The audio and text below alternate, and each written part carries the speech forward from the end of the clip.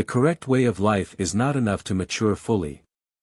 If you consider that only deeds of love take effect on your soul after the death of your body and that all earthly intentions, thoughts and actions will not result in any kind of benefit for the soul in the spiritual realm, you truly would not live your earthly life so indifferently.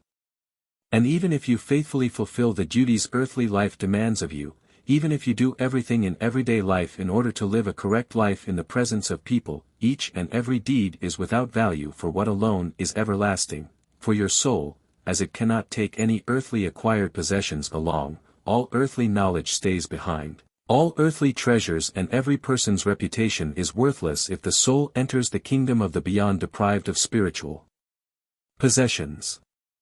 Only spiritual aspirations and actions of love yield everlasting spiritual treasures for the soul.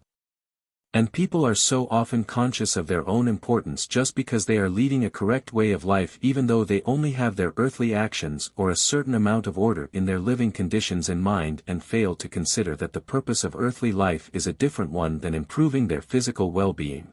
They fail to consider that a human being's every activity has to be supported by love, that it has to be motivated by love if it is to be of value for the soul.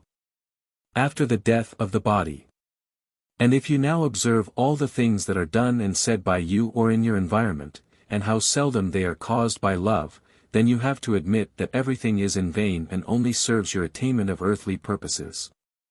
And you would be shocked if you could feel your soul's deprivation as physical discomfort, for then you would never be able to enjoy your life again. Yet your soul is unable to express itself so obviously because then you would only strive to live a different kind of life due to selfishness so as not to feel this daily and hourly discomfort, and then such striving would also be worthless. But you should consider what value every earthly attainment has for you, since you know, after all, that your stay on this earth won't last forever. But you don't believe in the continuation of the soul's life after death, and that is why you are so half-hearted and disregard your soul. You believe that you will cease to exist at the moment of death and one day will bitterly regret that you have not made better use of the time on earth. You will regret not having loved more, which each one of you can do, since a tiny spark of love smolders inside of him that he only needs to kindle.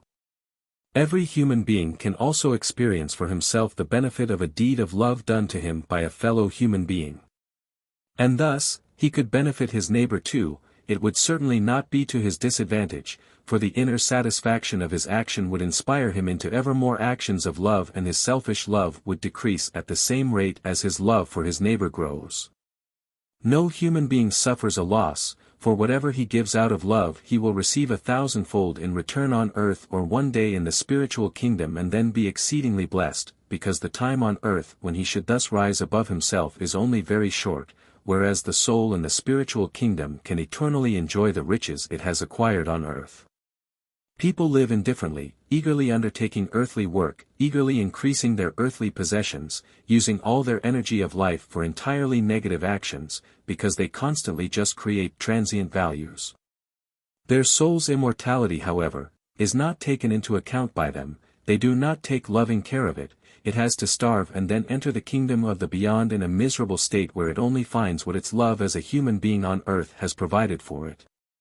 And if this life were without love, then the soul would be without light and strength and would approach a painful fate, for only through deeds of love is it able to mature on earth. And therefore, people should not say, after all, I am not doing anything evil. The human being has to do good deeds born of love in earthly life. Only then will he be able to enter the kingdom of the beyond without self-reproach. Even if he has not yet achieved a high degree of love, he will surely be able to attain it in the beyond, providing that the light has been kindled so that the soul will not enter the spiritual kingdom in complete darkness. Amen.